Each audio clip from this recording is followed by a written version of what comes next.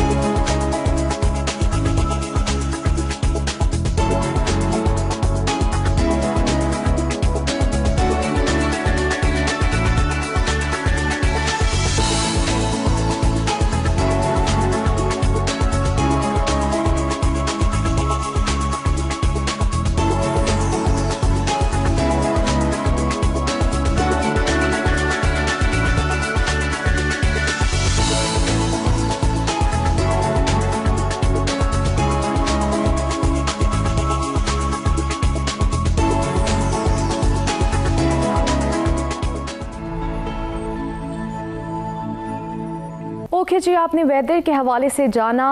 कुछ जगहों पर गर्मी बहुत ज़्यादा है और कुछ जगहों पे मौसम जो है वो बहुत अच्छा है। तो गर्मी जहाँ ज़्यादा है, जहाँ जहाँ भी मुझे देखा जा रहा है, आप लोगों ने अपने मूड को ख़राब नहीं होने देना, मूड जो है वो बहुत अच्छा रखना है।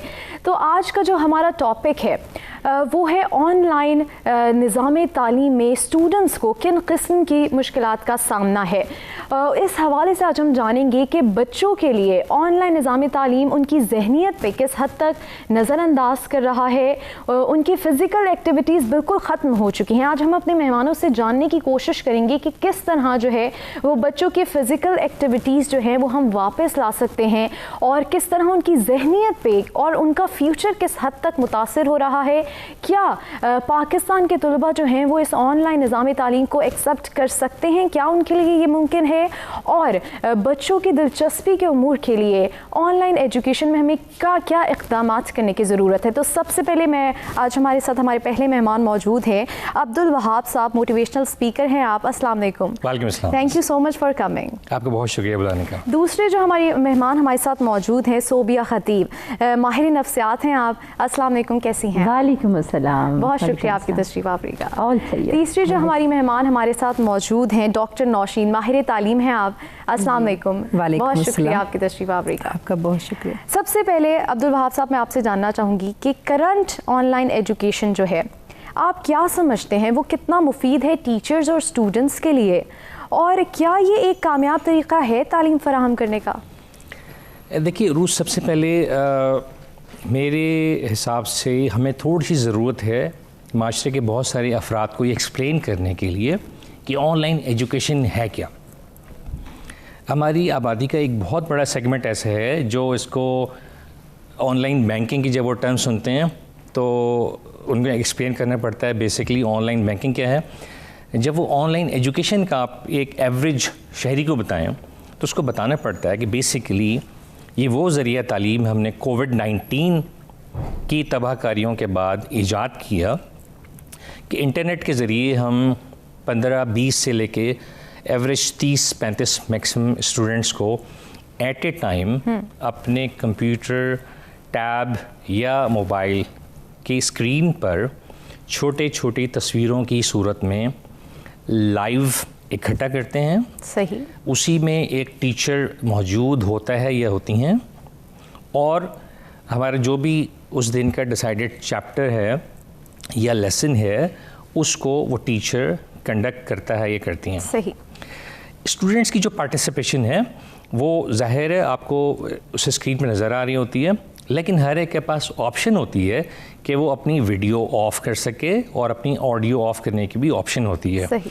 क्योंकि यूजुअली ये जूम या स्ट्रीम यार्ड इसी तरह की जो दूसरी ऐप्स हैं उसके थ्रू सिस्टम वर्क करता है। अब आपका जो सवाल था कि ये कितना कारआमद है, देखिए हर चीज़ के मुस्बत और मनफी पहलू मौजूद होते हैं। अब एक जो ग्राइंडर है बेसिकली वो तमाम मसाले पीसता है, उसका जूसर तमाम फ्रूट्स के जूस बना सकता है, लेकिन खुदा न खास्ता गलती से किसी की उस उंगली उसमें आ जाए, वो उंगली को काट भी देता है। बेसिकली डिपेंड करता है हम उसको किस तरह से यूज़ करते हैं। सही। अगर हम अपने स्टूडेंट्स को की रहनुमाई करें, उन्हें बताएं कि देखें तालीम जो है आपके लिए बहुत ज़रूरी है। बदकिस्मती से कोविड की वजह से आप फ़िज़िकली यानी जिस्मानी तौर पे स्कूल, कॉलेज, यूनिवर्सिटी अटेंड करके तालीम हासिल नहीं करते, तो हमने एक ये मुतबादल तरीका इख्तियार किया है ताकि आपका तालीमी मसाइल का इशू ना आए। सही। लिहाजा हर स्टूडेंट का फ़र्ज़ बनता है कि वो अपीयर हो, बाज़ाब्ता अपना बिस्तर छोड़े, कंप्यूटर ऑन करे, सामने बैठे और टीचर का फुल लेक्चर अटेंड करे, जहाँ सवाल जवाब करने हैं करें। सही। लेकिन हो ये रहा है कि बदकिस्मती से बहुत सारे स्टूडेंट्स लॉग इन करके अपने आप की प्रेजेंस लगा के वो गायब हो जाते हैं, फिर सो जाते हैं दोबारा। सही। इस हवाले से भी हम कंटिन्यू करेंगे। सोबिया, मैं आपसे पूछना चाहूँगी, आप किस तरह से देख रही हैं ऑनलाइन एजुकेशन को? क्या ये एक कामयाब तरीका है? हाँ, कामयाब से पहले मैं थोड़ी सी एलेबोरेट करूँगी कि पाकिस्तान के अंदर अभी सिचुएशन क्या है। पाकिस्तान के अंदर गुज़श्ता 2 सालों में देखा जाए तो ऑनलाइन की टर्म बहुत ज़्यादा, और ऑनलाइन एकेडमिक्स के हवाले से अगर देखा जाए तो बहुत ज़्यादा इस पे फोर्स किया जा रहा है, फोकस भी किया जा रहा है, higher level to low level तक, ग्रॉस रूट लेवल तक कि लोगों को अंडरस्टैंडिंग होना शुरू हो गई है कि हम थ्रू कंप्यूटर पढ़ सकते हैं, थ्रू लैपटॉप पढ़ सकते हैं, थ्रू मोबाइल पढ़ सकते हैं। जनरली जो पाकिस्तान के अंदर एक कल्चर है ना, ये मोबाइल, ये जितनी टेक्नोलॉजी उसको एंटरटेनमेंट के लिए इस्तेमाल किया जाता है और किया जा रहा है। बिल्कुल ऐसे, जिसकी बेस पे हम डायरेक्टली ये स्टेटमेंट नहीं बोल सकते कि ये कामयाब तरीका जा रहा है, क्योंकि बैकग्राउंड में बहुत से फैक्टर्स हैं। अभी रिसेंटली एक स्टडी रिलीज़ की गई जिसमें ये फैक्टर्स आइडेंटिफाई हुए कि ऑनलाइन एकेडेमिया का इम्पैक्ट कितना ज़्यादा पड़ रहा है। तो उसमें अगर पाकिस्तान स्टूडेंट्स की एज पीरियड के अंदर तकरीबन 8 to 19 ईयर की एज टाइम पीरियड की यूथ, अर्ली एडोलसेंट और यंग एज को केटर करते हुए देखा गया कि इन पे क्या इम्पैक्ट पड़ रहा है, क्या वाकई में उनकी परफॉर्मेंस क्लियर हो रही है या अच्छी हो रही है। तो उसमें आपको नेगेटिव इफ़ेक्ट्स दिखे, नेगेटिव परफॉर्मेंस रेट मिले। उसके डेफिनेटली एकेडमिक जो पढ़ाने वाले हैं, जो पढ़ने वाले हैं, जो फॉलो करने वाले हैं, जो पेरेंट्स हैं, ऑल द वे सारी चीज़ें, क्योंकि आपको जैसे ग्लोबल विलेज हम कहते हैं, सही। पहले बहुत ज़्यादा ग्लोबल विलेज, अब ग्लोबल पेंडेमिक की सिचुएशन है हमारे यहाँ। हम अंडरस्टैंड करना शुरू हो गए कि किसी वबा के टाइम पीरियड के अंदर क्या अल्टरनेटिव इस्तेमाल करके रोज़मर्रा की ज़िंदगी को सस्टेन किया जा सकता है। पाकिस्तान कल्चर में भी वही चीज़ अपनाई जा रही है। डिफरेंट एकेडेमिया इस चीज़ को प्रैक्टिस करने की कोशिश, जिनके पास ऑलरेडी रिसोर्सेज थी उन लोगों ने तो प्रॉपरली इस्टेब्लिश करके अपने टीचर्स को गाइड किया, ट्रेन किया और एक पेस अपनी बना ली। लेकिन जो आप देखते हैं हमारे पास पब्लिक इंस्टीट्यूट्स हैं या बाकी, उनमें कामयाबी की शरह वो नहीं दिखती। बिल्कुल, क्योंकि ऑनलाइन सिस्टम उस तरह से इस्टेब्लिश्ड नहीं है उनके पास। इवन उनके पास वो कहा जाए तो रहनुमाई नहीं है बेसिकली। उन लोगों के पास वो स्किल्स नहीं है जिसकी बेस पे हम डायरेक्टली ये नहीं कह सकते कि पाकिस्तान के अंदर ये कामयाबी की तरफ जा रहा है या नहीं जा रहा। बट वी कहते हैं कि एक ट्रांजिशन टाइम पीरियड है ये वाला, जो लर्निंग फेज है। इसमें आप कोई भी फैसला नहीं दे सकते, लेकिन लर्न करवा के अपनी एक पूरी कम्युनिटी को किसी एक राय रास्त पे ला सकते हैं। तो ये भी मैं आपसे पूछूंगी कि 2 साल में अभी तक अगर हम लर्निंग फेज में हैं तो हम आगे जो है कब तक जो है इस लर्निंग पीरियड को पूरा कर लेंगे? डॉक्टर नौशीन, मैं आपसे पूछना चाहूँगी कि आप किस तरह से ऑनलाइन एजुकेशन सिस्टम को जो है वो डिस्क्राइब करती हैं? ओके, जब आप ऑनलाइन लर्निंग की बात कर रहे हैं तो फर्स्टली एक क्लियर कट माइंड में रखें कि आप 90 to 95% तबके को इग्नोर कर रहे हैं, जो हमारा देहात में रह रहा है, जो शहरों में भी रह रहा है लेकिन वो अफोर्ड नहीं कर सकता इंटरनेट, लैपटॉप। लेकिन ये अगर मैं ये कहूँगी गवर्नमेंट की रिस्पॉन्सिबिलिटी कि एवरी वन को लैपटॉप्स दें, इंटरनेट दें, तो इसको भी मैं एक्सक्लूड कर दूँगी। बिल्कुल ऐसे, क्योंकि मैं खुद इंग्लैंड से आई हूँ और वहाँ पर भी जो गवर्नमेंट हालांकि एक डेवलप्ड कंट्री है लेकिन वो लैपटॉप एवरीबॉडी को नहीं दे सकते। बिल्कुल ऐसे। मेरी बच्ची को खुद उन्होंने 2 माह के लिए लैपटॉप दिया छुट्टियों में, और फिर जो ही छुट्टियाँ ख़त्म हुई तो उन्होंने कहा कि आपको लैपटॉप वापस करना है। तो मुझे ये एहसास हुआ कि शायद इससे बेहतर कोई और कंट्री होगी जिसमें आप बच्चों को, जाहिर सी बात है एक पेंडेमिक चल रहा है तो उस बच्ची को दोबारा लैपटॉप की तो ज़रूरत पड़ेगी। क्या मैं every day after every 2 months में जाऊँगी और उनसे लैपटॉप बारो करेंगी? सो ऑनलाइन लर्निंग में आप 90 to 95% तबके को इग्नोर करें। सही, ठीक है। और फिर जब हम डिस्कशन करेंगे 5% तबके की तो उसमें भी हज़ारों मसाइल हैं। सही, इस पेंडेमिक में जो सहूलियात जो है बच्चों को नहीं मौजूद हैं उनके पास, उनको किस तरह से ऑनलाइन एजुकेशन सिस्टम जो है वो उनके लिए एक्सेप्ट करना कितना मुश्किल है, किस तरह से वो इस तालीम को जो है वो अपने लिए मुमकिन बनाएं, इसी पे हमारी बात जारी है। यहाँ पे वक्त हुआ है एक ब्रेक का, हमारे साथ रहिएगा।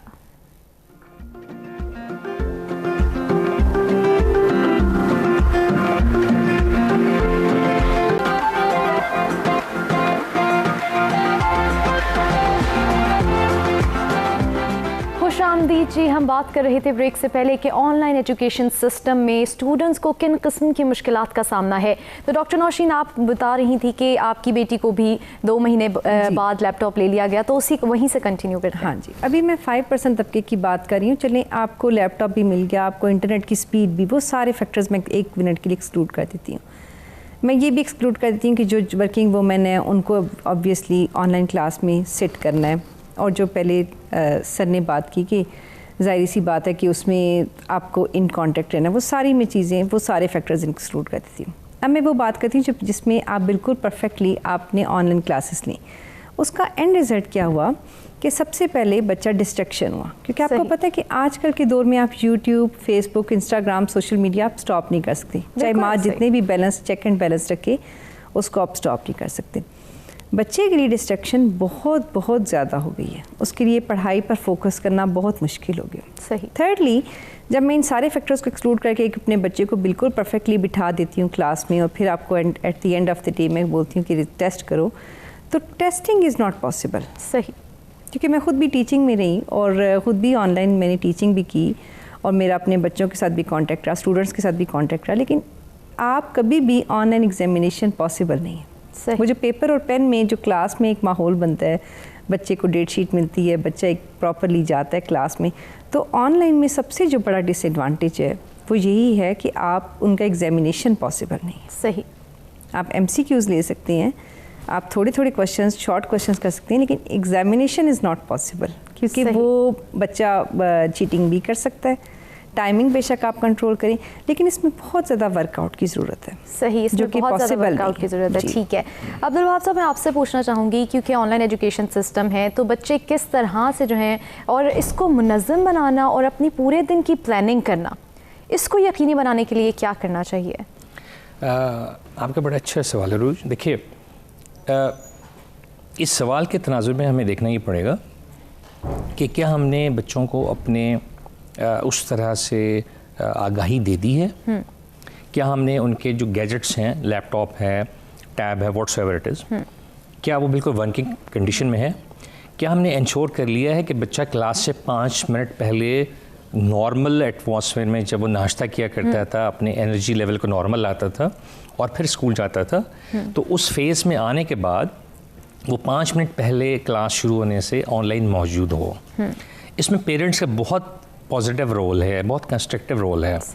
बदकिस्मती से पेरेंट्स ने इसको बहुत लाइट लिया है। हमारे माशरे में हमने अपने बच्चों के ऊपर वो सुपरविज़न नहीं रखी कि हम अपने बच्चों को बिल्कुल उसी तरह से तैयार करके जैसे स्कूल भेजा करते थे, कॉलेज भेजा करते थे। प्रैक्टिकली हमें सारे को ये समझना पड़ेगा कि जब 5 मिनट पहले ऑनलाइन क्लास स्टार्ट हो रही है तो वो बेसिकली स्कूल या कॉलेज या यूनिवर्सिटी स्टार्ट हो रही है। सही। उसकी प्रिपेयर्डनेस बिल्कुल उसी तरह से होनी चाहिए। इसी तरह टीचर की ये जिम्मेदारी बनती है कि अक्सर बेशतर मेरे मुशाहिदे में आया है कि टीचर्स एक टाइम देते हैं, फॉर एग्जांपल 10 बजे का, और विदाउट एनी फर्दर इंफॉर्मेशन पता लगता है वो 1 घंटे के बाद क्लास होगी।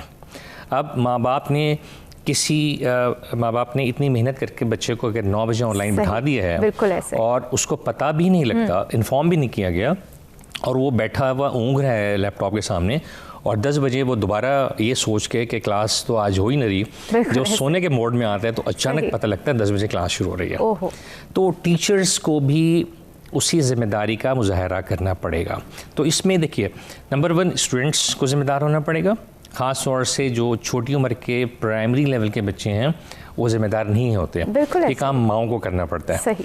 तो बेसिकली जब हम टारगेट कर रहे हैं उन बच्चों या बच्चियों को, उससे पहले हमें माओं को टारगेट करना पड़ेगा कि भाई प्लीज़ इंश्योर, आप ये यकीनी बनाएं कि आपके बच्चे लैपटॉप के सामने, कंप्यूटर के सामने बैठे हुए हों।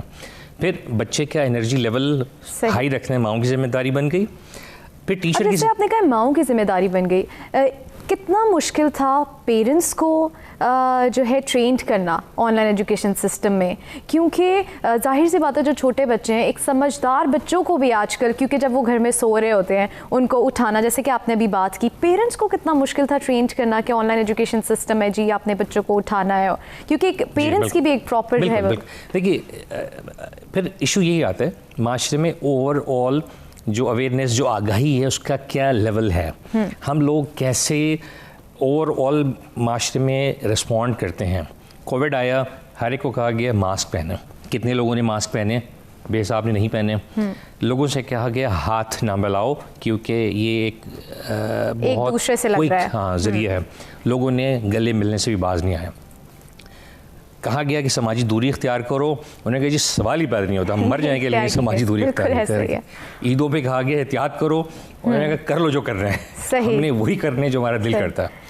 तो अब यही लोग जब घरों के अंदर ऑपरेट कर रहे होते हैं एज माँ बाप, तो ये आंसर आता है वो कि वो वरिड होते हैं बच्चों की तालीम के हवाले से, मगर वो जो वरिडनेस है ना, बेसिकली उसको नजर आना चाहिए एक्शन की सूरत में। सही, वो जो वरिडनेस है उसको नजर आना चाहिए। इंश्योर करें कि एवरीथिंग इज ऑनलाइन, ठीक है, और ये कि वो खुद तैयार हैं। सही, इससे पहले वो आगाही उनको होनी ज़रूरी है।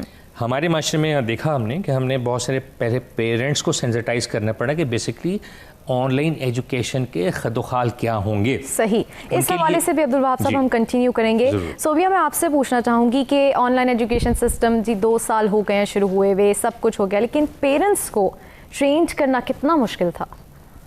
देखिए, डिफ़िकल्ट कोई भी, जब भी कोई नई चीज़ इंट्रोड्यूस कराई जाती है किसी भी ह्यूमन के लेवल पे, तो स्टार्टिंग में डिफ़िकल्टीज़ आती हैं। और इतना बड़ा ये कल्चर हमारे यहाँ डेफिनेटली एक ज़िम्मेदारी को परे करके दूसरे स्कूल में पहुंचा के बच्चे को रिलैक्स हो जाने वाली फीलिंग, वो एटीट्यूड काफ़ी बिल्डअप हो चुका था कि अब ये इदारे की ज़िम्मेदारी है, इदारा इसको पॉलिश करेगा, इसको ग्रूम करेगा।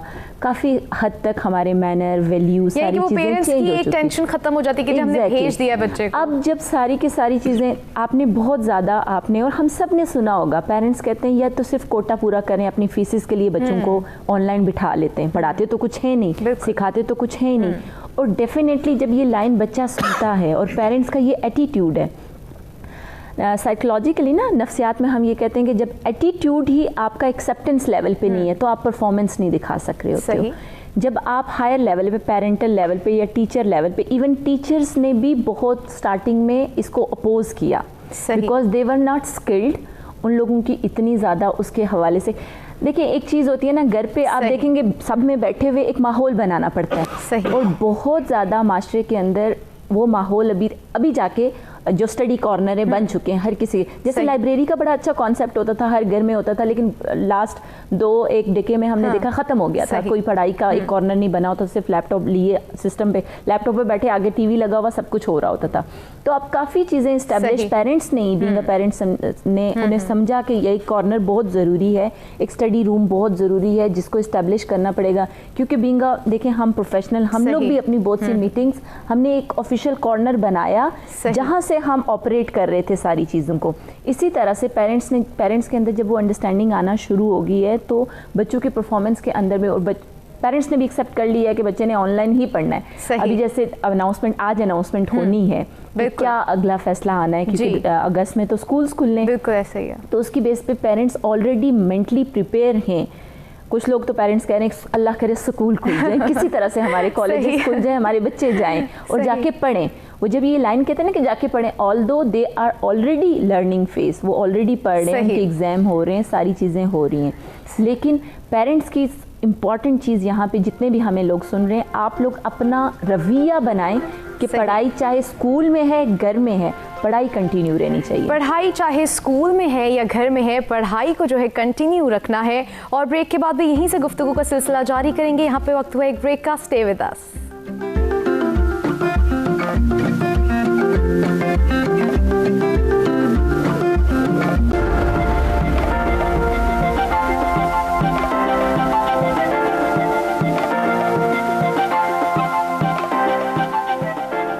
वेलकम बैक जी। ब्रेक से पहले बात हो रही थी कि ऑनलाइन एजुकेशन सिस्टम में पेरेंट्स का जो रवैया है वो पॉजिटिव हो तो स्टूडेंट्स पे भी जो है वो बहुत अच्छे जो हैं वो असरात मुरतब होते हैं। डॉक्टर नौशीन, मैं आपकी जाने पाना चाहूँगी, जैसे कि सोबिया ने कहा कि शुरू में जो है वो टीचर्स ने, जैसे कि आपने कहा मैं टीचर भी रह चुकी हूँ, टीचर्स ने बड़ा इस चीज़ को अपोज किया कि जी ऑनलाइन एजुकेशन सिस्टम जो है वो बहुत ही मुश्किल है, और तो वो आपके लिए कैसा वो फेस था? असल में टीचर्स की बात ये है कि अगर आप लाइफ फ्रॉम स्टार्ट से शुरू करें तो लाइब्रेरियाँ बढ़ी हुई हैं।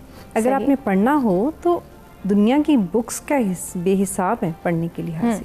स्कूल, कॉलेज या यूनिवर्सिटी का माहौल क्यों ज़रूरी है? थोड़ा सा बच्चा लर्न करता है, लेकिन एक क्लास का एटमॉस्फेयर बनता है, टीचर का एटमॉस्फेयर। बिल्कुल ऐसा ही।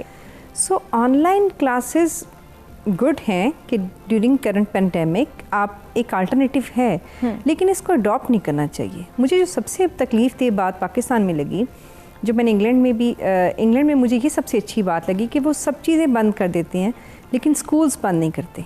ये तो बहुत ही अच्छी बात है जी। सिनेमाज जो उनकी बेसिक, जो उनकी जहाँ से इनकम आ रही है, वो सब चीज़ें बंद कर देंगे, लेकिन स्कूल्स बंद नहीं करते। और हमारे पाकिस्तान में क्या हो रहा है कि वो स्कूल बंद कर दें और बाकी सब रेस्टोरेंट, सब फूड स्ट्रीट, सब कुछ खुले। कारोबारी जिंदगी जो है वो चल रहा है, सिर्फ स्कूल और पढ़ाई के जो मामलात हैं उसको बंद किया जा रहा है। बहुत ज़्यादा हर्टिंग था। सेकेंडली, जो आप पेरेंट्स की बात कर रही हैं, पेरेंट्स ट्राई देयर बेस्ट कि वो अपने बच्चे को एजुकेशन दें। ऑनलाइन अगर हो रही है, ऑब्वियसली जैसे सोबिया ने बात की कि पढ़ना तो है आपको, सही, वो बात बहुत अच्छी है, लेकिन पेरेंट्स की भी एक एंगेजमेंट है। आजकल आपको पता है कि मियाँ और बीवी दोनों काम कर रहे हैं। बिल्कुल ऐसे। जैसे मेरी जॉब थी 9 till 3, मैंने अपनी जॉब इस टाइमिंग से रखी थी कि मेरे बच्चे स्कूल जाएंगे तो मैं 8 till 3 काम कर लूँगी, और मेरे हस्बैंड भी काम कर सकते हैं, और वो रात को लेट आएंगे तो मैं तो घर में होंगी। अब जिस सूरत की ये कमिटमेंट्स हैं, तो वो कैसे आप एक्सपेक्ट कर सकते हैं कि वो अपने बच्चे को बिठा सकती है।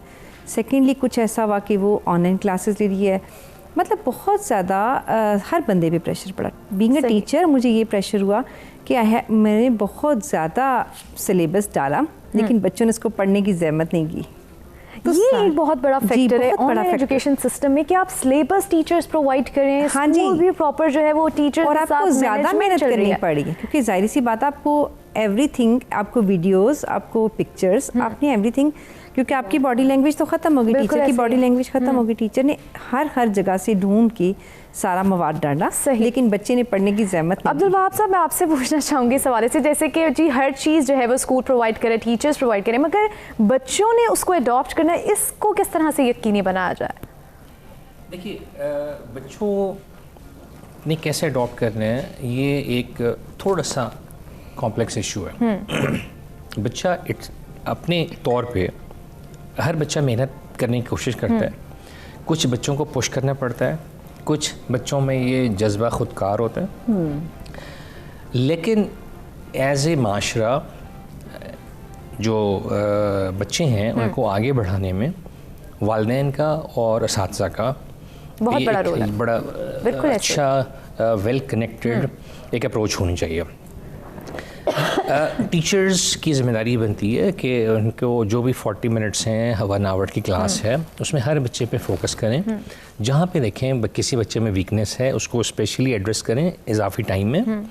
और हर बच्चे की यूजुअली जो क्लास टीचर ना भी हो, दूसरी किसी भी सब्जेक्ट का टीचर हो, उसको हर बच्चे की प्रोग्रेस का पता होता है। जैसे कि आपने यहाँ कहा कि जो वीक बच्चे हैं उनको स्पेशली जो है वो टाइम दिया जाए, क्या टीचर्स के लिए ये चीज़ आसान है? वो इस चीज़ को एक्सेप्ट करेंगे कि हम क्लास के बाद भी जो है वो जो वीक बच्चे हैं उनको जो हम टाइम दें? ये मेरा अपना तजुर्बा कहता है कि जहाँ पे भी डेडिकेटेड कमिटेड टीचर हैं, लिटरली सिर्फ टीचर होना इटसेल्फ डजंट मीन कि वो टीचर है। एक पैशन है टीचिंग जो है, it has to be a passion. सही। अगर उसमें वो टीचर में जज्बा नहीं है, देखें जब आप एक पौधे को पानी देना शुरू करते हैं तो आपके अंदर एक जज्बा होता है कि वो आप उसको तनावर दरख्त बनाएं। सही। ऐसा नहीं होता 2 दिन पानी दिया 4 दिन छोड़ दिया, 2 दिन पानी दिया 4 दिन छोड़ दिया। तो अगर टीचर्स में वो जज्बा है जो कि होना चाहिए, dedication is a must for teaching. सही। तो वो ऐसे बच्चे को पिन पॉइंट करते हैं और लाजिम नहीं है कि हर रोज़ उनको इतना टाइम देना पड़े। अगर वो बच्चे को क्लास में ऑन बोर्ड ले लें, थोड़ा सा फोकस डाइवर्ट करके उसको उस पर फोकस रखें, तो मेरा नहीं ख्याल कि वो बच्चा पिकअप ना करे। साथ ही साथ जो घर में पेरेंट्स हैं, क्योंकि आजकल ट्यूटर्स हर जगह पे अवेलेबल हैं, तो जब अगर वो एटलीस्ट वालिदैन को कम्युनिकेट कर दें आपका बच्चा इस सब्जेक्ट में थोड़ा वीक है, थोड़ा इस पे फोकस करें, तो मेरा नहीं ख्याल कि आजकल वालिदैन मज़ीद इजाफी उनको हेल्प ना प्रोवाइड करें बच्चों को। सही। सोबिया, मैं आपसे पूछना चाहूँगी कि जैसे कि मुझे आज भी याद है कि अगर मैं लेक्चर मिस कर देती थी तो वो जो एक आप फिज़िकली क्लास में जाते हैं, आप जो लेक्चर अटेंड करते हैं और जो आपका कॉन्सेप्ट क्लियर होता है, मुझे आज भी याद है कि जो मैं क्लासेस मिस कर देती थी वो मैं जितनी किताबें पढ़ लूँ, जितना भी मैं रट्टे लगा लूँ, सब कुछ कर लूँ, वो कॉन्सेप्ट जो था वो क्लियर नहीं होता था। तो आज क्योंकि ऑनलाइन एजुकेशन सिस्टम है, आज उन बच्चों को किस तरह से वो जो कॉन्सेप्ट्स हैं वो क्लियर हो रहे हैं, क्योंकि कुछ नहीं पता कि बच्चा आगे से क्लास ले भी रहा है या नहीं, क्योंकि ये एक जो है वो दी गई है बात कि आप कैमरा जो है वो ऑफ कर सकते हैं। तो किस तरह से जो है वो बच्चे जो है वो अडॉप्ट करें? आपने बड़ी खूबसूरत बात की। देखें, दुनिया का निज़ाम जो है ना, शुरू से आप ताहयात 10,000 साल पहले की हिस्ट्री से लेकर अभी तक देखें तो इंसान को जो सिखा सकता है वो दूसरा इंसान ही है। असल जो तरबियत, असल जो तालीम, असल जो एक सबक है ना, वो इंसान को ही सिखाता है। ये जो कोविड की सिचुएशन आई, ऑनलाइन जो सारे सिस्टम इस्टेब्लिश्ड हुए, उसमें इंटरेक्शन कम हुआ। ह्यूमन बीइंग की नीड होती है कि वो दूसरे पर्सन को देख के सुन के फिर समझे। ट्रेनिंग भी इसी तरह की गई है और इसी तरह से निज़ाम भी चल रहा है। अब जब आप कनेक्ट होते हैं सिस्टम टू सिस्टम, स्क्रीन पे होते हैं, तो आप पहला लॉकर तो आप लगा लेते हैं कि it's on screen, you are not receiving it. Mental level आपका टोटली, क्योंकि बीइंग अ साइकोलॉजिस्ट हमारे स्टार्टिंग में बहुत पेशेंट मेरे 2000 जब स्टार्ट हुआ ना, 6 मंथ के पीरियड के अंदर पेरेंट्स की सबसे ज़्यादा कंप्लेंट जो पेशेंट और अपने बच्चे लेके आए हो कहें कि नहीं ऑनलाइन पढ़ नहीं पा रहा, ये कह रहा है मुझे समझ नहीं आती, मुझे सीखा नहीं जा रहा, मुझे टीचर की लेक्चर अगर सेंड भी कर दे मुझे कुछ अंडरस्टैंडिंग नहीं हो रही, तो क्या फ़ायदा मैं घंटा 2 घंटे। उसके बाद हेल्थ इश्यूज़ भी बच्चों के, पोस्चर इश्यूज़, आइज ट्रेनिंग, ये सब चीज़ें भी स्टार्ट हुई हैं बच्चों की। इशू क्या है असल में, बच्चों को इस चीज़ पे प्रॉपरली समझाना। हम स्टार्टिंग में कह देते पेरेंट्स और बीइंग अ टीचर तुमने पढ़ना है, अब पढ़ना कैसे है ना, उसकी छोटी छोटी नोट्स उसे अटैच करनी है, ऐसे ही है। चाहे वो बच्चा है बड़ा है, आप देखें यूथ के अंदर भी। सही। इस हवाले से भी मैं आपसे पूछूंगी कि किस तरह से जो है वो स्टूडेंट्स को इस बात पे लाया जाए। डॉक्टर नौशीन, आप चूँकि टीचर हैं, ये ऑप्शन दिया गया कि जी आप कैमरा ऑफ कर सकते हैं, तो इस पे टीचर्स ने क्या सवाल नहीं उठाया कि जी आप कैमरा ऑफ है, बच्चा पीछे है नहीं है? ये ऑनलाइन टीचिंग का सबसे पहला रूल था जो हमें ट्रेनिंग में बताया गया था कि you can't force the student. Okay जी, वो बस बच्चे की एक सेल्फ रिस्पेक्ट डैमेज ना हो, बच्चे को आपने फोर्स नहीं करना।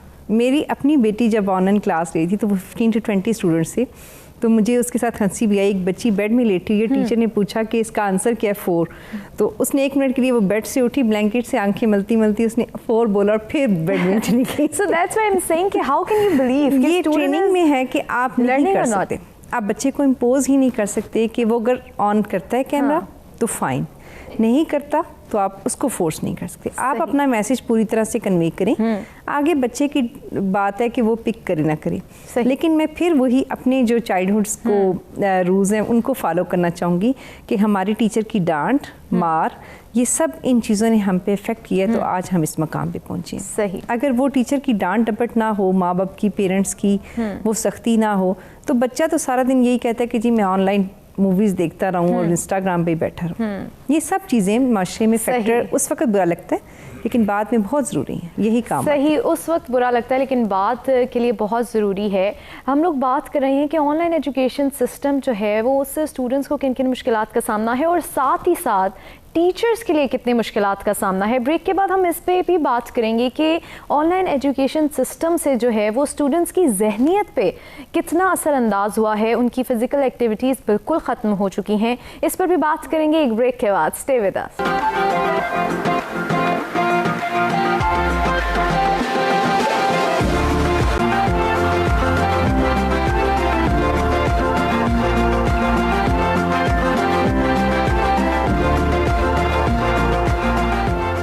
खुशामदीद जी। ब्रेक से पहले हम बात कर रहे थे कि स्टूडेंट्स को किन मुश्किलात का सामना है, स्टूडेंट्स के लिए कितना मुश्किल है इस ऑनलाइन एजुकेशन सिस्टम को एक्सेप्ट करना। लेकिन अब हम बात करेंगे टीचर्स के राइट्स की, क्योंकि स्टूडेंट्स की तो बात हो ही रही है, स्टूडेंट्स को किन मुश्किलात का सामना है, लेकिन टीचर्स को हाईलाइट करना बहुत ज़रूरी है कि उनके लिए क्या मुश्किलात दरपेश हैं।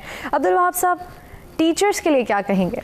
जी, सबसे पहले मैं आपसे ये अर्ज़ करूँगा कि इमेजिन 30 बच्चे जो हैं स्क्रीन पर हैं, टीचर एक है। अब टीचर का पे फोकस रखना है 30 में से कौन अटेंटिव है कौन नहीं है। जो फिज़िकल एजुकेशन क्लास के अंदर है और टीचर निगाह रख सकता है कि हर कोई इन्वॉल्व है कि नहीं है। बिल्कुल ऐसे। अब यहाँ पे जिस तरह डॉक्टर नौशीन ने बात की, आई एम सरप्राइज्ड कि इसको चीज़ को कंपलसरी होना चाहिए कि हर बच्चे का कैमरा ऑन हो। इन्होंने जिस तरह से बताया और ऐसे केसेस हुए कि बच्चे सो रहे हैं और जब सवाल आया फ़ौरन बिस्तर से उठे और उन्हें जवाब दे दिया। तो क्या हम फिज़िकल एजुकेशन में ये राइट्स बच्चों को दे सकते हैं कि एक बच्चा अपनी सीट पर टेक लगा के सो जाए और जब सवाल हो तो फिर उठे और उठ के जवाब दे? अगर हम वहाँ पे टीचर को ये राइट दे रहे हैं कि वो बच्चे को अटेंटिव रख सकता है अपनी क्लास के दौरान में, तो यहाँ पे हम क्यों नहीं राइट दे रहे हैं? क्योंकि मिसयूज़ हो रहा है। अगर ये ह्यूमन राइट्स के हवाले से भी कोई राइट है बच्चे का कि स्क्रीन ऑफ कर सकता है, तो इट इज़ बीइंग अब्यूज्ड। ठीक है, तो क्या जो ये ऑनलाइन निज़ाम तालीम है वो पाकिस्तान के तलबा के लिए मुमकिन है? देखिए, ये हमारे ऊपर जो अफ्ताद पड़ी उसकी वजह से हमें इस तरफ आना पड़ा। सही। लेकिन सॉरी टू से, चूँकि हम तरक्की पजीर मुल्क हैं, हम तरक्की याफ्ता मुल्क नहीं है। सही। हमारे पास डिस्पैरिटीज़, तफावत जो है बहुत ज़्यादा है आबादी के मुख्तलिफ तबकों में, एजुकेशन सिस्टम में। गवर्नमेंट स्कूल्स हैं जहाँ पे बहुत बेसिक्स भी अवेलेबल नहीं हैं, प्राइवेट स्कूल्स मीडियम वाले हैं जहाँ रीज़नेबल अच्छी हैं चीज़ें, और फिर एडवांस किस्म के जो प्राइवेट स्कूल्स हैं वो बहुत हाई लेवल के हैं। तो नतीजा ये है कि हमारे पास इक्वालिटी नहीं है। सही। उसकी वजह से गैजेट्स की अवेलेबिलिटी मसला है। सही। पेरेंट्स का स्टैंडर्ड्स में फ़र्क है। एक ऐसे पेरेंट्स हैं जो सिर्फ बच्चों को स्कूल भेज रहे हैं, खुद उनकी कोई तालीम नहीं है। एक ऐसे पेरेंट्स हैं जो हाईली एजुकेटेड हैं, बच्चों को भी एजुकेशन दिलवा रहे हैं। तो हम एक ऐसा माशरा हैं जिसमें बहुत ज़्यादा डिफरेंसेस हैं। उस तनाजुर में अगर देखा जाए तो हमारा ऑनलाइन एजुकेशन सिस्टम वो हमें समरात नहीं दे रहा जो ये एक तरक्की याफ्ता मुल्क में दे सकता है। सही। सोबिया, आप इस हवाले से क्या कहेंगी?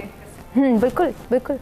अब्दुल वहाब साहब ने कहा कि हम तरक्की पजीर और वो तरक्की याफ्ता। मैं खुद इंग्लैंड से आई हूँ। सही। मैं कभी भी इस बात को इनकरेज नहीं करूँगी। अच्छा। मैं खुद एक तरक्की याफ्ता मुल्क से आई हूँ और उनको हमारे से ज़्यादा मसाइल दरपेश हैं। अच्छा।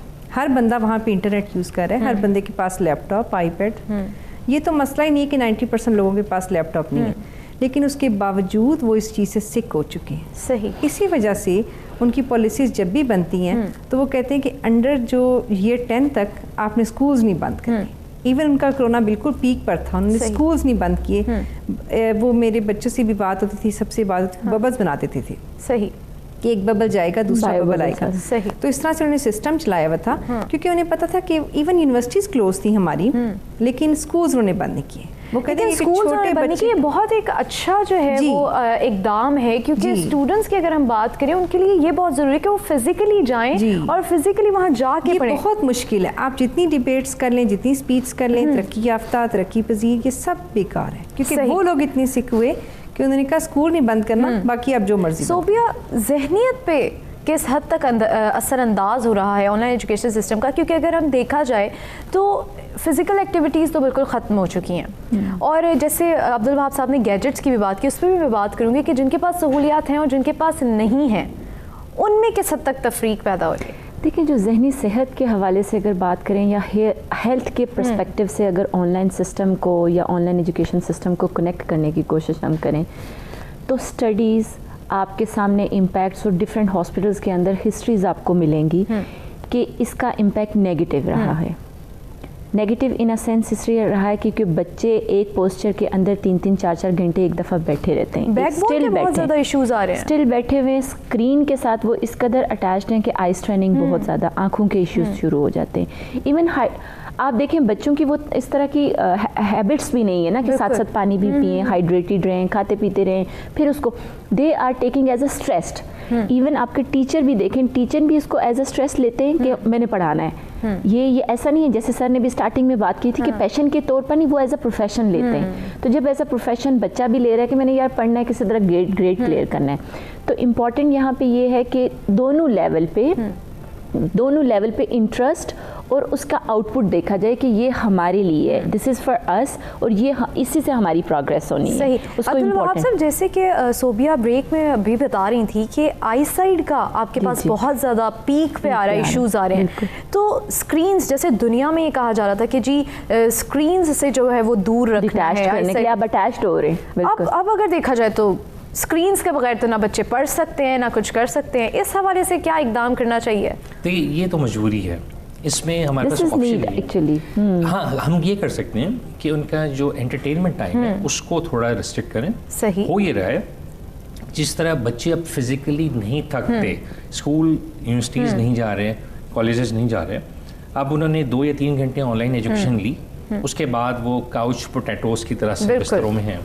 अब थकन का एलिमेंट वो नहीं आ रहा, नतीजा ये हो रहा है कि उनका ज़्यादा टाइम टीवी के सामने गुजर रहा है। टीवी में मूवीज़ 150-160 चैनल हर घर में अवेलेबल हैं। चैनल स्विच करें आप 5-6 घंटे आराम से गुजर सकते हैं।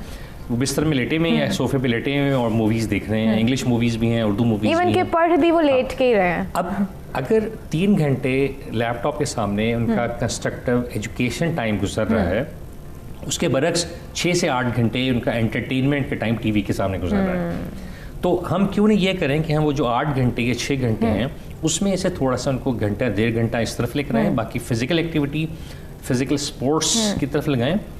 और जो सही है कि एक आम बच्चा भी अगर 3 घंटे लैपटॉप के सामने, लेकिन जैसे आपने कहा कि फिजिकल एक्टिविटीज़ की तरफ लगाएं, लेकिन आजकल पेरेंट्स तो घर से बाहर नहीं निकल रहे थे क्योंकि कोविड की सिचुएशन है।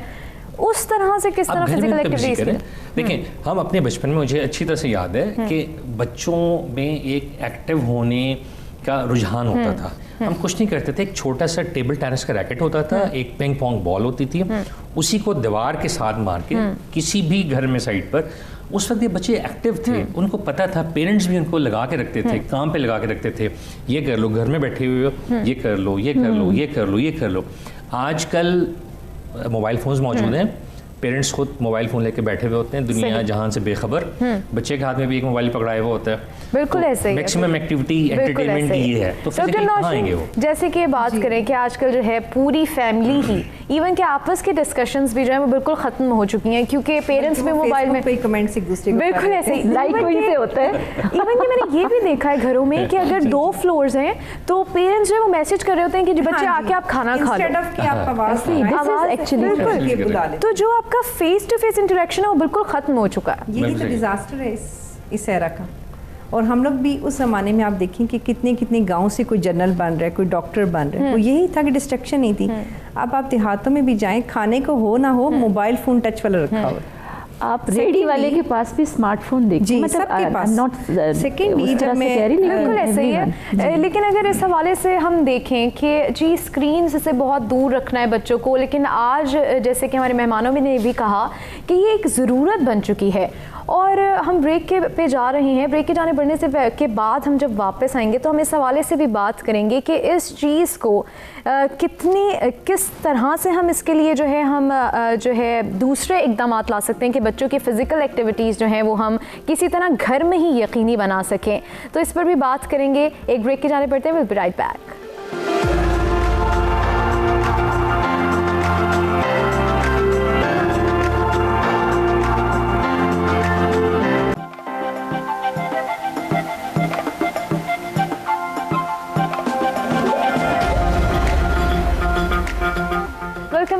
ब्रेक से पहले हम बात कर रहे थे स्क्रीन्स की, स्क्रीन्स से कैसे बच्चों को दूर रखा जा सके, लेकिन आज इस वक्त जबकि ऑनलाइन एजुकेशन सिस्टम है तो बच्चों को जो है हम दूर नहीं रख सकते, ये एक ज़रूरत बन चुकी है। अब्दुल वहाब साहब, हम इसी हवाले से बात कर रहे थे, लेकिन अब मैं जानना चाहूँगी क्योंकि 6-6 घंटे एक स्क्रीन के सामने बैठना बच्चों के लिए बैकबोन के बहुत ज़्यादा इश्यूज़ आ रहे हैं, तो इसको किस तरह से ठीक किया जाए? इसको ठीक करने का एक ही तरीका है कि थोड़ी सी अथॉरिटी एक्सरसाइज करें, बच्चों को ऑन बोर्ड लें, बच्चों से कहें कि देखिए आज से जो है 6 घंटे का टीवी, हम टीवी बंद नहीं कर रहे लेकिन इसको 2 घंटे का सही, हम एटलीस्ट 2 घंटे कुछ ना कुछ घर के अंदर स्पोर्ट्स करेंगे।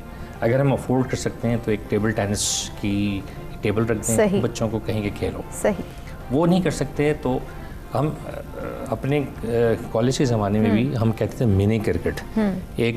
एक ने छोटा सा बैट पकड़ा हुआ था, एक बॉल पकड़ी थी और बेसिकली 2 या 3 मीटर के डायमीटर में हम क्रिकेट खेलिया करते थे।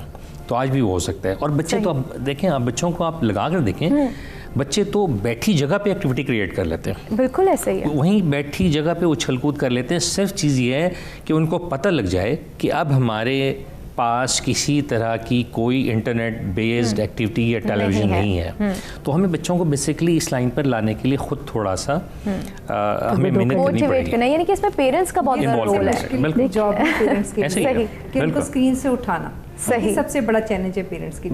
सो भी आप क्या कहेंगे? सबसे इम्पोर्टेंट चीज़ अरूज इसमें ना टाइम बॉन्डिंग, ट्रेनिंग, आपका खुद का बिहेवियर, बच्चा वही सीखता है जो आप कर रहे होते हैं।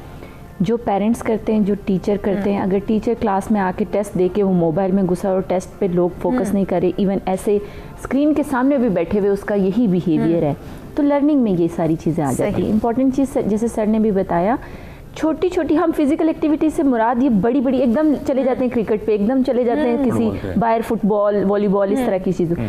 फिजिकल से मुराद ये है कि छोटी छोटी, पहले भी तो कैरम बोर्ड खेला जाता था, पहले भी तो लूडो खेली जाती थी, ताश नहीं कहूँगी मैं, जो कार्ड्स खेले जाते हैं, बट ये चीज़ें भी मेंटली स्ट्रॉन्ग बनाती हैं। आपने पजल क्रिएट करना है अपने घर में, चाहे बड़ी कम्युनिटी, आप दादा दादी के साथ भी बैठ के बात करती हो तो कैरम बोर्ड खेल रहे हैं, लूडो खेल रहे हैं, ये छोटी छोटी प्रैक्टिसेस ना अब एलिमिनेट हो गई। बात करिए कैरम की, लूडो की, ये तो हम बड़े बच्चों की बात करें, लेकिन अगर हम छोटे बच्चों की बात करें, नर्सरी, प्री नर्सरी, आपको पता है मेरा बच्चा 2.5 साल का है। अच्छा, हम लोग जो फिजिकल एक्टिविटी उसके लिए घर के अंदर, जब कोविड की वो सिचुएशन है, डेफिनेटली हम खुद भी घर से काम कर रहे थे, तो मैं जो ये डिस्पोजेबल ग्लास होते हैं उनके साथ ना उसकी टॉपिंग गेम करा लेती थी हमेशा।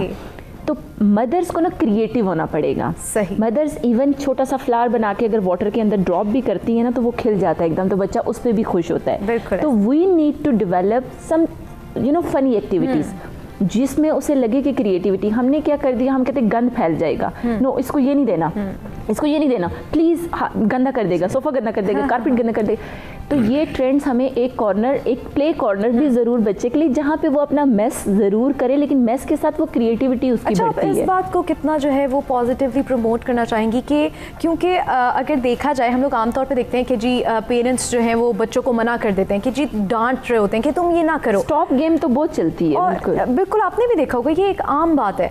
तो किस तरह से, क्योंकि ये सुना जाता है कि जी बच्चों को किसी काम से रोका ना जाए, क्योंकि बच्चे जो क्रिएटिव होते हैं, अगर उनको रोक दिया जाएगा वो वहीं डर जाएंगे और वो एक नई चीज़ करने से जो है वो डरेंगे।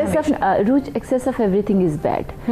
बीइंग अ पेरेंट, मैं खुद क्योंकि लोगों को गाइड करती हूँ और मैं उन्हें काउंसल करती हूँ कि आपने बच्चे को ट्रेन कैसे करना है, तो मैंने एज अ पेरेंट ये चीज़ फील की है कि नो का ऑप्शन ज़रूर रखना चाहिए। अच्छा। आप जब सिर्फ यस यस करते हैं ना तो वो आपके ऊपर से आता है। सही। तो बच्चे के पास जब नो का ऑप्शन या उसे आइडिया नहीं होगा कि स्टॉप गेम होती है, तब तक वो दुनिया के जब रियलिटी में जाता है तो लोग उसे स्टॉप कहते हैं, उसे गाड़ी रुकवाते हैं, बिल्कुल इशारा तो होता है ना। वो जो मैं रेनबो हमेशा या ये ट्रैफिक सिग्नल गेम हमेशा बच्चों को सिखाती हूँ और पेरेंट्स को भी बताती हूँ कि ये जरूर रखें। सही। कौन सी जगह पे स्टॉप करना है, कौन सी जगह पे ग्रीन सिग्नल देना है। बहुत अच्छी बात, सही कंटिन्यू करना चाहिए। करना चाहती हूँ कि सबसे पहले ने बताया कि बाकी बच्चे को स्टॉप, नो, ये लफ्ज़ ज़रूरी होना चाहिए। ये पाकिस्तान में बहुत कम है, बाहर के मुल्कों में बहुत ज़्यादा है, और इसका अल्टरनेटिव भी बच्चों को दें। फॉर एग्जाम्पल आपने देखा कि छोटे बच्चों में बहुत आदत होती है पेंसिल से दीवारों पे नक्शो निगार बनाने की, स्पेशली जब राइटिंग सीखते हैं सबसे पहले ABC लिखना, टीचर बनना, तो उसकी सबसे अच्छी चीज़ है आप वाइट बोर्ड एक बच्चे को ला दें, बच्चा खूब दिल भर के खेले। सही। उसका अल्टरनेटिव बच्चे को दें कि नो बेटा आप दीवार पे ना लिखें, आप इस पे लिखें, यहाँ पे बच्चों को मैंने देखा कि माँ बाप मना भी कर रहे हैं, सब कुछ कर, लेकिन बच्चे ने बस जान तोड़ मेहनत करनी है। अच्छा डॉक्टर जी, मैं आपसे ये पूछना चाहूँगी कि क्योंकि मुझे बड़ी क्यूरियोसिटी हो रही है कि ऑनलाइन एजुकेशन सिस्टम में जो है वो बच्चे जो नर्सरी, जो प्री नर्सरी के बच्चे हैं, उनको किस तरह से टीचर्स के लिए उनको बहलाना, उनको पढ़ाना, वो कितना मुश्किल है, टीचर्स के लिए बहुत हार्ड जॉब है। किस तरह से इस टीचर्स के लिए राइट फ्रॉम द स्टार्ट, अगर आप नर्सरी क्लासेस शुरू करें या यूनिवर्सिटी लेवल पर जाएं या कॉलेज लेवल पे, टीचर्स के लिए सबसे ज़्यादा मसला पड़ा है और बच्चों ने उसी का सबसे ज़्यादा मिस यूज़ किया है। बच्चों ने इंजॉय किए और टीचर्स ने वाकई जान तोड़ के मेहनत की है, क्योंकि एक एक ईमेल भी जो बच्चे की आती है उसका उसी वक्त आपको विद इन 10 मिनट्स रिस्पांस देना, टीचर के लिए 24/7 अवेलेबल रहना, उसकी कोई भी पिक्चर उसने सेंड की है वो देखना, मतलब टीचर के लिए बहुत हार्ड जॉब बढ़ गई है। एक घंटे की जॉब 3 घंटे पे चली गई है। उसका ब्लैक बोर्ड टीचर का क्या समझती हैं कि अब जो है सारी बातें होंगी कि जी 6-6 घंटे, अच्छा बैकबोन के इश्यूज भी बहुत ज़्यादा आ रहे हैं, उसके हवाले से क्या कहेंगे? क्योंकि 6-6 घंटे एक ही जगह पे बैठे रहना, उसके लिए कोई यकीनी हल नहीं बनाना चाहिए? सबसे पहले मैं ये ऐड करना चाहूँगी कि बाहर के मुल्कों में ये होता है कि रिसर्च की है कि पढ़ाई से ज़्यादा खेल कूद ज़रूरी है, क्योंकि उसमें बहुत बच्चा लर्न करता है। जब बच्चे को लगता है कि मैं हार रहा हूँ, वो थोड़ा पुश बैक भी सीखता है, तो वो उसको डिसअपॉइंटमेंट भी, वो सारी चीज़ें लर्निंग का पार्ट ऑफ लर्निंग है। हमारे मुल्क का अलमिया ये है कि 98% या 99% मार्क्स ना लिए तो बस जी उस बच्चे को तो जलील करके रख दो। पेरेंट्स को भी पेरेंट्स की तरबियत ही नहीं है भाई। हालांकि जो 50% मार्क्स वाला बच्चा, असल में हमारे माशरे का भी यही अलमिया है कि 2 ही फील्ड्स हैं, मेडिकल और इंजीनियरिंग, कोई और फील्ड ही नहीं है। बाहर के मुल्क में तो ये कि अगर आप प्लम्बर भी हैं तो आपकी बहुत अच्छी वेज है, रिस्पेक्टफुली आपको देख रहे हैं। तो ये सारे फैक्टर्स जब काउंट करते हैं तो आप एक चीज़ को ब्लेम नहीं कर सकते, सारा बहुत सारी चीज़ें पर वर्कआउट एक चीज़ को ब्लेम नहीं कर सकते, बहुत सारी चीज़ें जो हैं वो इसके अंदर आती हैं। यहाँ बात हो रही है जैसे भी डॉक्टर नौशीन ने कहा कि जी अगर 98 और 99% नहीं आ रहे तो पेरेंट्स जो हैं वो बच्चे को इतना डिस्करेज कर देते हैं कि बच्चा जो है वो डिप्रेशन और एंजाइटी की तरफ चला जाता है। ब्रेक के बाद हम इस पर भी बात करेंगे कि बच्चों की जहनीत पे जो है वो डिप्रेशन और जो एंजाइटी है वो इस तरफ क्यों जा रहे हैं, क्या पेरेंट्स को किस हद तक हमें सिखाने की ज़रूरत है, उनको किस हद तक ट्रेन करने की ज़रूरत है कि वो बच्चों को अप्रिशिएट करें। बेशक वो फेल हो रहे हैं लेकिन उनको अप्रिशिएट करना कितना ज़रूरी है, इस पर भी बात करेंगे। एक छोटी सी ब्रेक लेते हैं, विल बी राइट बैक।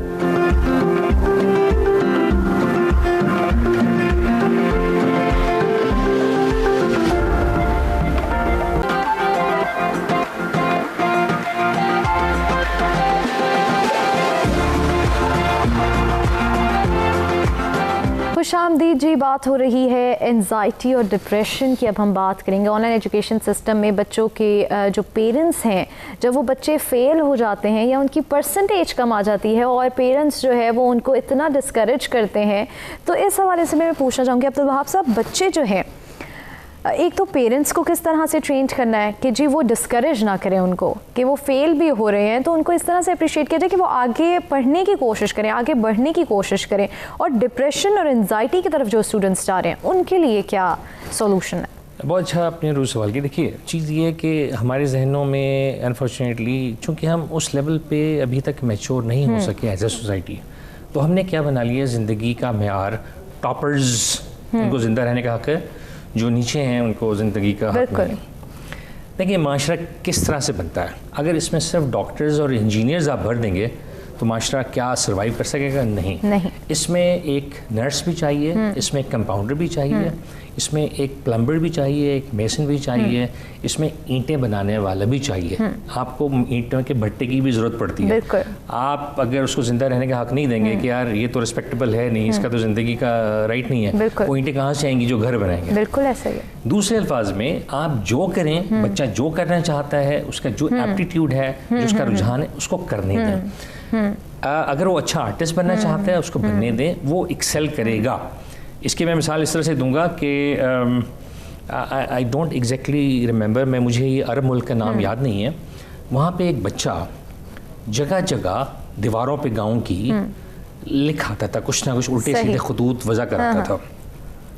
तो पूरे मोहल्ले वाले शिकायत करते थे, हर रोज़ शिकायतों का मार होता था कि आपका बेटा हमारी दीवारें ख़राब कर देता है। ठीक है। अच्छा, वालिद ने समझाया बुझाया, लेकिन वालिद ने देखा कि इसका रुझान है, उसको चलने दिया।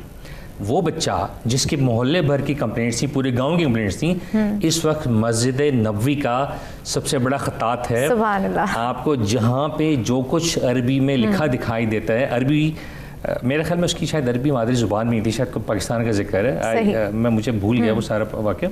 लेकिन ये फैक्ट है कि वो इस वक्त मस्जिद नबी का ख़तात है और उससे बड़ा दुनिया में अरबी का ख़तात। ये कितनी बड़ी बात की है। सोबिया, मैं आपसे ये पूछना चाहूँगी कि एंजाइटी और डिप्रेशन के हवाले से भी बताएं, क्योंकि स्टूडेंट्स आजकल जो है वो बहुत ज़्यादा जो है वो डिप्रेशन एंजाइटी की तरफ जा रहे हैं। और ये भी पूछना चाहूँगी कि जिन बच्चों के गोल्स नहीं होते, पहले तो वो स्कूल जाते थे, टीचर्स के सामने होते थे तो पता, अब जिन बच्चों के गोल्स नहीं हैं उनको किस तरह से जो है वो ट्रेंड किया जाएगा, किस तरह से पता लगाया जाएगा कि उनके गोल्स को किस तरह से सेट करना है? देखिए अरूज, ज़िंदगी में ना बच्चा जब मतलब थोड़ा होश संभालता है ना, उसकी लाइफ के कोई ना कोई टारगेट ज़रूर बने होते हैं, चाहे वो पॉजिटिव है चाहे वो नेगेटिव है, चाहे वो पेरेंट्स के सामने एक्सप्रेस कर पा रहे हैं या नहीं कर पा रहा।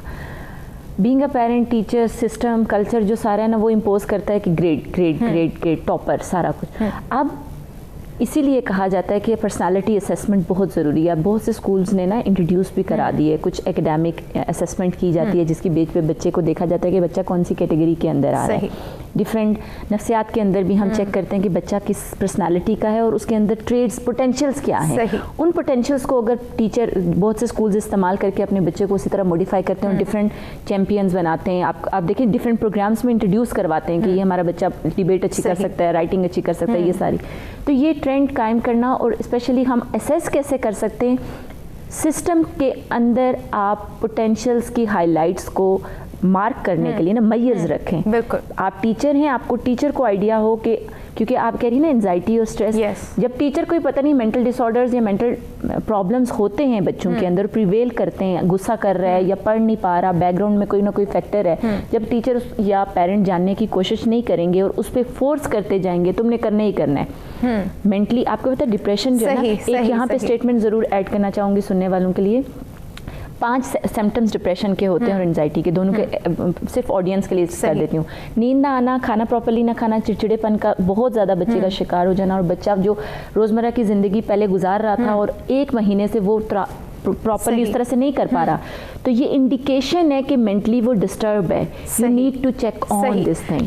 बिल्कुल, ये डॉक्टर सोबिया ने बहुत अच्छा आप लोगों को मैसेज दिया। मैं उम्मीद करती हूँ कि आप लोगों ने ज़रूर इस बात को नोट किया होगा। डॉक्टर नौशीन, आपसे जानना चाहूँगी कि एक तो आपने जाना कि जैसे टीचर्स को बहुत ज़रूरी है पता होना कि मेंटल डिसऑर्डर्स क्या क्या हैं और गोल्स किस तरह से बच्चे को सेट करने हैं।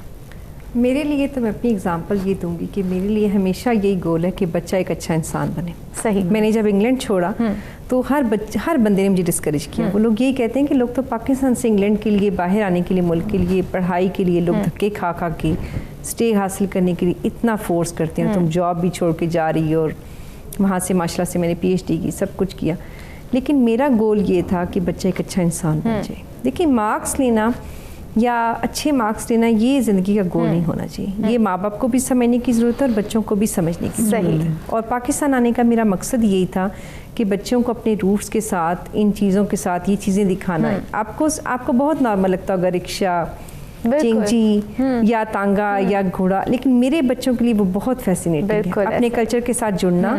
यहाँ पे अभी भी हम पाकिस्तान को मैं बिल्कुल माइनस लोअर पॉइंट्स नहीं दूंगी। ये बहुत सारी इस्लामिक कंट्रीज से बहुत टॉप पर है। सही। और अभी भी हमारी रिवायात, हमारी बातें ये बहुत ज़्यादा अभी भी हैं। अजान की आवाज़ आना, रमज़ान का एहतराम, मुहर्रम का एहतराम, ये सारे त्यौहार ऐसे हैं जो हमारी रूट्स हैं। मुझे बड़ा शौक था कि अपने बच्चों को ईद उल अज़हा दिखाऊं, उसमें कुर्बानी का कॉन्सेप्ट दिखाऊं। मैं हर साल वहाँ पे ईद करती थी और हमारी फैमिली की माशाल्लाह से बड़ी अच्छी गैदरिंग होती थी। लेकिन वो जो कॉन्सेप्ट था कुर्बानी का, में आप जी वो मैं नहीं दे सकती। अपने कल्चर को जो है वो जिस तरह से तो मेरा बना सकते हैं, जिस तरह से उनको कल्चर को लेकर चल सकते हैं, मेरे लिहाज से बहुत टॉप लेवल पर। मैं इंग्लैंड भी गई तो मैंने आज तक अल्लाह का शुक्र है कभी हराम मीट को टच नहीं किया, लेकिन मेरे साथ मुझे इतना अजीब सा लगता था कि ईरान से लोग आए हुए, सऊदी अरब से लोग आए हुए, लेकिन वो डिफ्रेंशिएट नहीं करते, डिफ्रेंशिएट नहीं कर सकते। डॉक्टर नौशीन, आपका कमेंट जानना चाहूँगी, जैसे कि आज हमने ऑनलाइन एजुकेशन पे बात की, इस पे को मुनज़्ज़म करना और अपने पूरे दिन को मंसूबाबंदी करना, वो किस तरह से यकीनी बनाया जाए? देखिए, टाइम मैनेजमेंट तो सबसे बेसिक क्वेश्चन है। किसी भी जॉब हासिल करने जाते हैं या किसी स्टूडेंट से, टाइम मैनेजमेंट तो बेसिक क्वेश्चन है आपका। लेकिन मैं ये कमेंट एट द एंड ये डालना चाहूँगी कि प्लीज़ इस ऑनलाइन लर्निंग से जितनी जल्दी हो सके जान छुड़ाएं।